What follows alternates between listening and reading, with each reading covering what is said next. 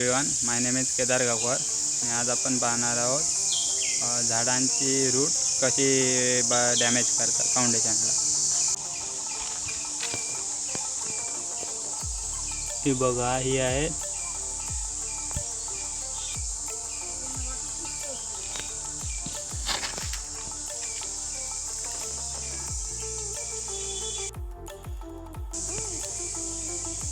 ही बघा, ही आहेत वडाची मुळं जे रूट्स. ही बघा,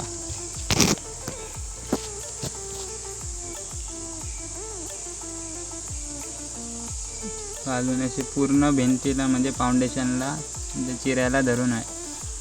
1 महिना झाला असेल फक्त आणि एवढी आता धरली. ते जर जास्त म्हणजे लॉंग टर्मला जर 5-10 वर्ष झाली तर हीच मुळं मोठं होणार आणि एकदम मोठं झाल्यावर ह्याला भिंतीला आतमध्ये किंवा बाहेर ढकलणार आणि मग भिंतीला फाउंडेशनला क्रॅक जातो चिरायला, लोड बेरिंग ह्याला. त्यामुळे ही जर मुळं असतील तर ती काढून टाकावी. काढून म्हणजे काहीतरी त्याची विल्हेवाट लावावी जेणेकरून ही फाउंडेशनच्या बाजूला येता कामा नये. त्यामुळे म्हणतात घराच्या बाजूला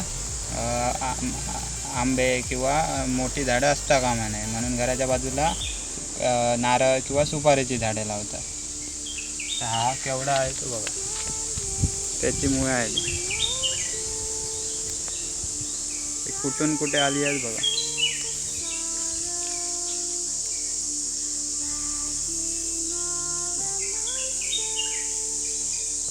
त्यामुळे आता याचा सोल्युशन का उपाय, तर हा इकडे आता पर्याय काय आहे, इकडे कुठे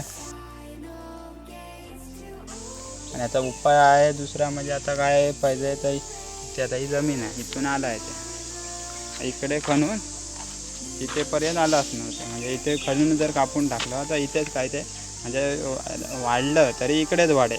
म्हणजे वर्ष लागतील त्याला वाढायला, म्हणजे इथपर्यंत पोचायला, फाउंडेशनपर्यंत पोचायला त्याला वेळ लागेल. म्हणजे आता इथे कापून टाकणार, इथे खणून कापून टाकायला लागेल. म्हणजे ते वाढलं तरी ते हळूहळू जाईपर्यंत वेळ लागेल. नाही पण लॉंग टर्मला तडे जाणार बांधकामाला जर धरून राहिलं तसंच.